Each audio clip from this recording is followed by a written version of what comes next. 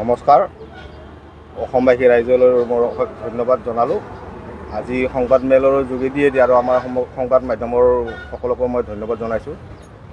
তো আজি সংবাদমেলখন এইটো কাৰণে দিয়া হ'ল, যিহেতু আমাৰ কহৰাৰ ঘটনাটো লৈ কিনে, কাৰণ আমি ছোৱালীজনী সেইদিনাখন তেওঁ নিজে আমাৰ লগত কথা হৈছিলে যে দাদা কেছটোতো এনেকুৱা হৈ গ'ল, মোৰ ভুল হ'ল বাৰু, তো কেনেকুৱা কি কৰিলে ভাল হয়। মই বোলো আমি কৈছোঁ যে তোমালোকে এটা কাম কৰা, য'ত স্পটত হৈছিলে তাত আহা, তাত থানাৰ মানুহখিনিও থাকিব, আমাৰ কেইজনমান থাকিব, তাতে তুমি মাপটো খুজি দিলে হ'ল, তাত লিখা দি দিলে হ'ল। তো কৈছে নহয় দাদা বোলে মোৰ দেউতাৰ গা ভাল নহয়, মাৰো গা ভাল নহয়, আমি ইমান দূৰলৈকে যাব নোৱাৰোঁ। বোলো ঠিক আছে, কি ভাল চিন্তা কৰা, তোমাৰ চিন্তা কৰি কিনে কথাখিনি আমাক জনালে হ'ল। তো তেওঁলোকে তেতিয়া ৰাতি কি কৰিলে, প্ৰেছৰ যোগেদিয়ে তেওঁলোকে মাপটো খুজিলে। খোজাৰ পিছত আমি গোটেই আমাৰ চালক সন্থালৈ আমি জনালোঁ যে এনেকুৱা ধৰণৰ কথা, ছোৱালীজনী দেউতাকো আমাক ৰিকুৱেষ্ট কৰিছে, মাকো তাইও ৰিকুৱেষ্ট কৰিছে যে ঘৰৰ মানে এটা হেৰিটো ভাল নহয়, তো তেওঁ আমাৰ হেৰি যোগেদিয়ে মাপ খুজিছে, তো কি কৰা যায়।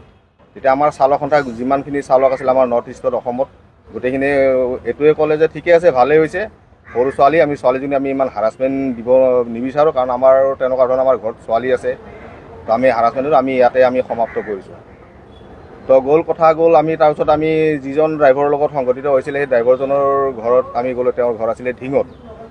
তো তেওঁক যাই কিনে আমি সুধিলোঁ যে তুমি কি এই যে তেওঁ যে ছোৱালীজনী যে মাপ খুজিলে সংবাদ মাধ্যমৰ যোগেদি, তুমি কি চিন্তা ভাবিছা।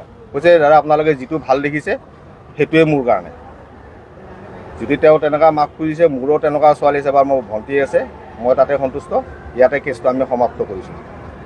তো তাৰপিছতে তাৰে আগতে কি কৰিলে, কিছুমান পৰ্টেল নিউজে তেওঁৰ আগত এটা নিউজ এটা লৈ লৈছিলে। সেই নিউজটো মানে কি, তেওঁ তেতিয়ালৈকে ছোৱালীজনী মাপ খোজা নাছিলে, তো মাপ নোখোজাৰ আগতে তেওঁৰ পৰা নিউজ এটা লৈছিলে যে মানে কি সেই নিউজটোত তেওঁ কৈছিলে যে মই মান্তি কেতিয়াও নহওঁ, আমাৰ যদি ৰূপম আৰু আমাৰ যদি চালক সন্থাই যদি হেৰি কৰে তেতিয়াহে মই মান্তি হ'ম। তো সেই নিউজটো কি কৰিলে, আমি যেতিয়া এই আপোনাৰ ঢিঙৰ প্ৰেছ মিটখনত দিয়াৰ পিছত আমি যিখিনি তেওঁৰ লগত আলোচনা হ'ল, প্ৰেছ মিটত কথাখিনি ক'লোঁ, সেই আমাৰ নিউজটো আগত উলিয়াই দিলে আৰু তেওঁৰ নিউজটো পিছত উলিয়াই দিলে। তো এতিয়া এনেকুৱা হৈ গৈছে যে আমাৰ মানে কি আমাৰ ৰাইজৰ মাজত আৰু আমাৰ কিছুমান হেৰিৰ মাজত নিজৰ মাজত আমাৰ বিভ্ৰান্তি সৃষ্টি হৈছে, ভুল বুজাবুজি হৈছে। তো সেই গতিকে আমি আজি প্ৰেছ মিটখন দিয়া উদ্দেশ্য এইটো। আৰু আমাৰ বৈকুণ্ঠ প্ৰিন্স ডাঙৰীয়ালৈও মোৰ এটা অনুৰোধ থাকিলে, তেওঁ এটা বস্তু এজনকে মানে প্ৰটেষ্ট কৰিছে যে ৰূপম দত্ত কোন হয়। তো সেই বস্তুটো যাতে হ'ব নালাগে। ৰূপম দত্ত আমাৰ এটা ভইচ, আমাৰ এটা মানে চালক সন্থাৰ প্ৰতিনিধি। তো তেওঁক সেই শব্দটো কোৱা গতিকে আমাৰ গোটেই চালক সন্থাই অলপ অসন্তুষ্টি হৈ আছে যে সেই কথাষাৰ তেওঁ কেলৈ কৈছে। তো ভৱিষ্যতলৈকে এনেকুৱা ধৰণৰ কথা যাতে আৰু হেৰি নকৰে, আমাৰ বৈকুণ্ঠ প্ৰিন্স ডাঙৰীয়ালৰ মোৰ এটা অনুৰোধ থাকিলে, ভৱিষ্যতলৈকে যাতে এনেকুৱা ধৰণৰ কথা নকয়। আমি কেছটো সেইদিনাখনে সামৰিলোঁ আৰু আগলৈকে যাতে আৰু এনেকুৱা কেছ কোনো ধৰণৰ মানে আৰু যাতে উলিয়াই নাথাকে, সেইটো কাৰণে আজি প্ৰেছ মিটখন দিয়া হৈছিলে। তো আৰু আমাৰ ৰূপম ডাঙৰীয়ালৈ এইটো কথা থাকিলে, কথাটো সন্দৰ্ভত মানে দুই পক্ষৰ মাজত এতিয়া আমাৰ বুজাবুজিটো দুই পক্ষৰ মাজতে বুজাবুজি হ'ল, কিন্তু মাজতে এছাম কি যে নিজৰ সুবিধা আৰু টিআৰপি বঢ়াবৰ কাৰণে তো বস্তু আমাৰ মাজত ভুল এটা বুজাবুজি সৃষ্টি এটা কৰিছে। তো সেই বস্তুটো হ'ব নালাগে কাৰণে আজি এই সংবাদমেলটো দিয়া হৈছে।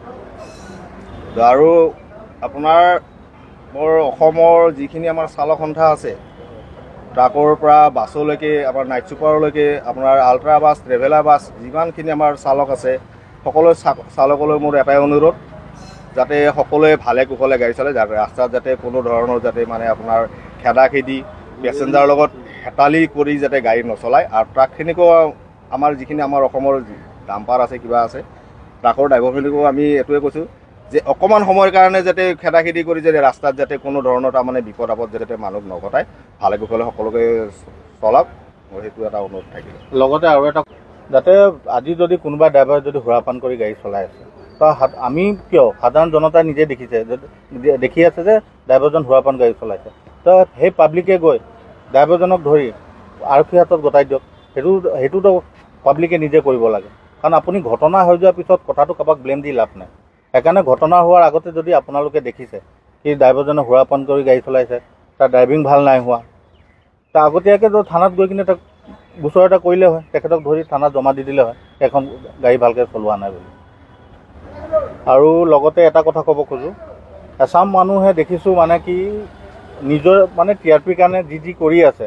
এতিয়া ৰূপম দত্ত কোন, ৰূপম দত্ত আমি এতিয়া যেনেকৈ কৈছোঁ ৰূপম দত্ত আমাৰ চালকৰ প্ৰতিনিধি।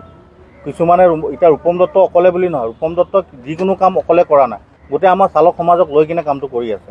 তাৰ সেইকাৰণে সকলোকে এটা অনুৰোধ জনাইছোঁ, কিবা হ'লে মানে ধৰক আকৌ ৰূপম দত্ত টুৱাই নিদিব, কাৰণ বস্তুটো ৰূপম দত্ত অকলে কৰা নাই, চব চালকৰ মত বিনিময়ত লৈ কিনে বস্তুটো আমি কৰা হৈছিলে।